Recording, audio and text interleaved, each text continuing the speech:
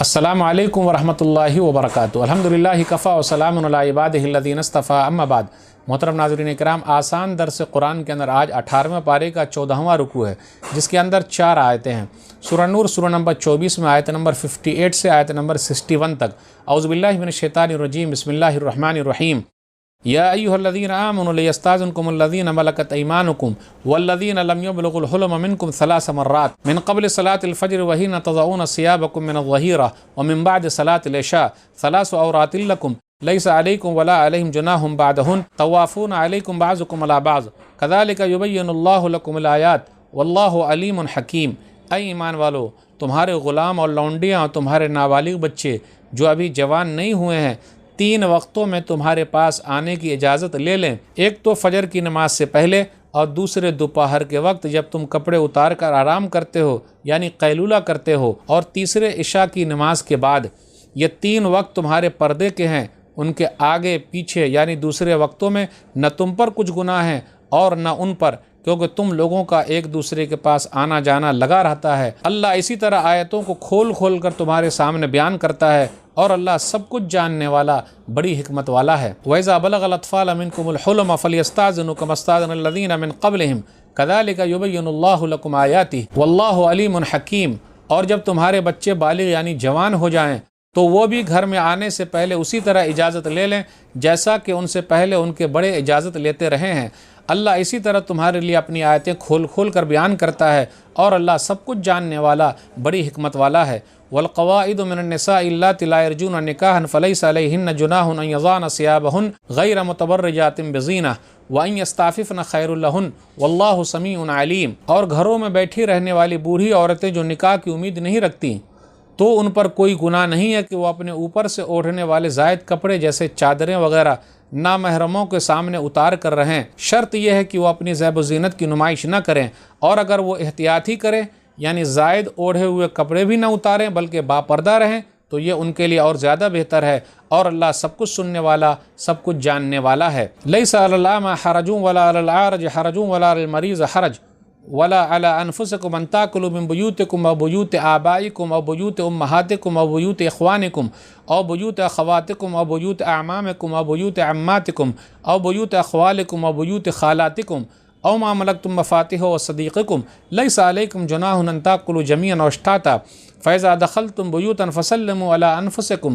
تحیۃ من عند اللہ مبارکۃ طیبہ کذالک یبین اللہ لکم الآیات لعلکم تعقلون۔ کوئی حرج گناہ کی بات نہیں، نہ کسی اندھے نابینا کے لیے اور نہ کسی لنگڑے کے لیے اور نہ کسی بیمار کے لیے، اور نہ خود تمہارے لیے کوئی گناہ کی بات ہے کہ تم اپنے گھروں سے کھاؤ، یا اپنے باپ کے گھروں سے، یا اپنی ماؤں کے گھروں سے، یا اپنے بھائیوں کے گھروں سے، یا اپنی بہنوں کے گھروں سے، یا اپنے چچا کے گھروں سے، یا اپنی پھوپھیوں کے گھروں سے، یا اپنے ماموں کے گھروں سے، یا اپنی خالاؤں کے گھروں سے، یا ان گھروں سے جن کی چابیاں یعنی کنجیاں تمہارے ہاتھ میں ہو، یا اپنے دوستوں کے گھروں سے۔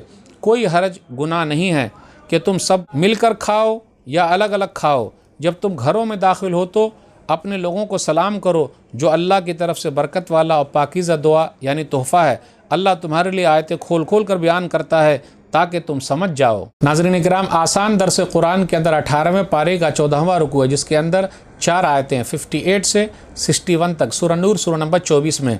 یاد رکھیے گا، سورہ نور سورہ نمبر 24 میں زیادہ تر مسائل عورتوں کے ساتھ ہے، اور عورتوں کے لیے مسائل بیان کیے گئے ہیں، باریکیاں بیان کی گئی ہے جس کا تعلق زیادہ تر عورتوں سے ہے۔ آیت نمبر 58 پر غور کیجئے۔ 3 وقت میں اجازت لے کے آنا، یہ چھوٹے چھوٹے بچوں کو بھی سکھایا جائے۔ کب؟ فجر کی نماز سے پہلے، کب؟ ظہر کے وقت جب قیلولہ کر رہے ہیں، آرام کر رہے ہیں، کب؟ عشاء کی نماز کے بعد۔ تو اپنے چھوٹے چھوٹے بچوں کو بھی سکھائیں، کیونکہ یہ وقت ایسا ہوتا ہے کہ انسان اپنے گھر میں اپنی بیوی کے ساتھ ہوتا ہے، کیا معلوم کس حالت میں ہو، یا پھر اس لیے بھی کہ ایسے لباس میں ہوتا ہے کوئی آدمی اس کو دیکھ نہیں سکتا، اگر دیکھتا ہے تو وہ ناپسند کرتا ہے۔ تو بچوں کو بھی سکھایا جائے کہ جب بھی آئے دروازہ کھٹکھٹا کر آئیں، اجازت لے کر آئیں، امی آؤں کیا، ابو آئیں کیا، تو یہ سب بچپن میں سکھایا جائے۔ پھر اسی طرح آگے بیان کیا جا رہا ہے بوڑھی عورتوں کے بارے میں۔ آگے آیت نمبر 60 میں ہے فلیس علیہن جناح ان یضعن ثیابہن، جن کا حیض آنا بند ہو گیا، جن کے اندر خواہش نہیں ہے، تو وہ اپنے کپڑے اتار دیں۔ زائد کپڑے سے کیا مراد ہے؟ جو اوڑھنی کے اوپر ہے وہ کپڑے اتار دیں، رکھ سکتی ہیں، کوئی حرج کی بات نہیں۔ شلوار قمیص کے اوپر جو اوڑھنی کے اوپر پہنا جاتا ہے، برقع وغیرہ، تو وہ بناؤ سگار نہ کرے، زیب و زینت نہ کرے۔ لیکن کچھ عورتیں بوڑھی ہو گئی ہیں، وہ زیب و زینت کر رہی ہیں، تو ان کے لیے ہے پورے پردے کا وہ اہتمام کری، وہ اس حکم میں نہیں ہے۔ لیکن کہا گیا وَيَسْتَعْفِفْنَ خَيْرٌ لَهُنَّ، کہ اگر وہ احتیاط کریں پھر بھی پردہ لیتی رہیں، بوڑھی ہو گئی پھر بھی پردہ لیتی رہیں، تو یہ زیادہ بہتر ہے۔ آخر پردے کا حکم کیا ہے؟ حجاب بھی ہے، نقاب بھی ہے، یہ بھلائی کے لیے ہے، فائدے کے لیے ہے، سماج کو بنانے کے لیے ہے۔ حجاب رکاوٹ نہیں ہے، نقاب رکاوٹ نہیں ہے، اور فائدہ ہی فائدہ ہے۔ لیکن یاد رکھیے گا، دل کا تقوی سب سے اہم چیز ہے۔ ظاہری طور پر بھی دیکھنا ہے اور دل کے حساب سے بھی چلنا ہے، صفائی کا خیال رکھنا ہے۔ پھر آگے یہ بیان کیا جا رہا ہے آیت نمبر 61 میں کہ کوئی حرج کی بات نہیں، ایک ساتھ مل کے کھاؤ یا الگ الگ کھاؤ، اور گھروں کا ذکر کیا گیا، ان کے گھر میں جا کے کھاؤ، کوئی حرج کی بات نہیں، دوست کے یہاں کھاؤ، کوئی حرج کی بات نہیں۔ پھر اسی طریقے سے ماں باپ کے یہاں کھانے کا بھی ذکر، کوئی حرج کی بات نہیں۔ بچے جو ہیں یہ اصل میں ماں باپ ہی کا حق ہے، اور کوئی ایسا نہیں کہ بیٹوں کا گھر الگ ہو جاتا ہے، جی نہیں، انسان کا خود کا گھر ہوتا ہے۔ وہ سنن ابن ماجہ کتاب التجارات حدیث نمبر 2291، جابر بن عبداللہ رضی اللہ تعالیٰ عنہ بیان فرماتے ہیں کہ ایک آدمی نبی صلی اللہ علیہ وسلم کے پاس آیا اور کہا یا رسول اللہ ان لی مالا و ولدا و ان ابی یرید ان یجتاح مالی، اللہ کے رسول صلی اللہ علیہ وسلم میرے پاس مال ہے اور اولاد ہے، اور میرے ابا میرے مال کو لینا چاہتے ہیں۔ تو نبی صلی اللہ علیہ وسلم فرمایا انت و مالک لابیک، جا تو اور تیرا مال تیرے باپ کا ہے۔